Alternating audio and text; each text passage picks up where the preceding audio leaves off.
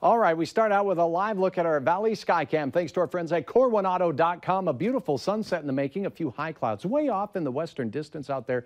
Other than that, we've seen a lot of blue skies, and with that much sun working on the valley, why did we not warm up so much? Temperatures right now as we look out at Hector, 30 degrees, feels like 19. First and foremost, we had a north wind that was pretty breezy throughout the day, 15 to 25 miles per hour, making it feel chilly. But secondly, a lot of deep snowpack across portions of the valley.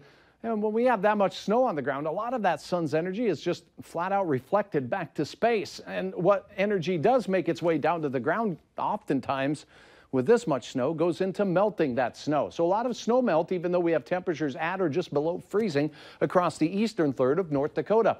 We have 32 in Roseau and Baudette this hour, Wadena at 30, and Fergus Falls at 32 degrees. So fairly uniform temperatures across the valley. It's clear skies here, but that is not the case over most of the east coast. In fact, a very strong and potent storm system working its way off the mid-Atlantic will work its way north and east, providing a pounding of snow for many along the eastern seaboard. And across a quiet nation's midsection, we look over into the Pacific and see a double-barreled low-pressure system, both spinning in this counterclockwise fashion.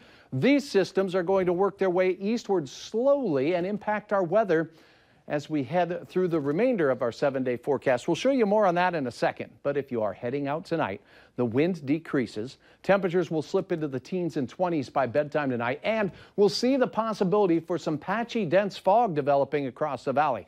Temperatures slip down into the teens and single digits overnight, meaning we'll see some more frosty scenes as well to start our Tuesday morning. So Fargo, Grand Forks, and much of Lakes Country and beyond starting out in the single digits on our less than toasty Tuesday start. As we go through the midday hour, though, we'll notice this: light and variable winds.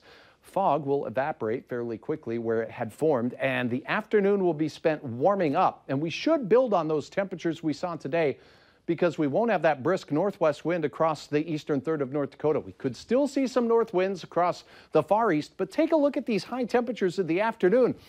It's cooler to the west, warmer to the east. And the reason why? The trees out there absorbing the sun's rays as opposed to reflecting them like the snowbanks do. So areas with a lot of forest out there have an opportunity to warm up just a little bit faster than the rest of us. Tomorrow night, much of the same, quickly cooling with light winds for the evening into the 20s. Your hour-by-hour planner for Fargo looks like this. We're going to sneak in a 9, then we'll see temperatures rise up into the low 30s. We should do a lot of melting with light winds from the southwest. Your hometown forecast: Oaks 29, Langdon at that same reading, 31 for your afternoon at Jamestown, and a lot of mid-30s, maybe even an upper 30 up in the northern reaches of Beltrami County and Lake of the Woods County. Look at this gorgeous farmstead, the trees.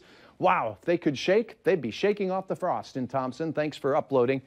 Here's a look at your planning forecast. A gradual and slow warm-up will continue through the work week as we try to melt some snow. The more we melt down here, the better off we'll be, with a chance at some mid-40s for some by late week. And then St. Patrick's Day on Saturday. More clouds. Best chance of any rain, sleet, or snow will come Sunday into Monday. Okay, thank you. You bet.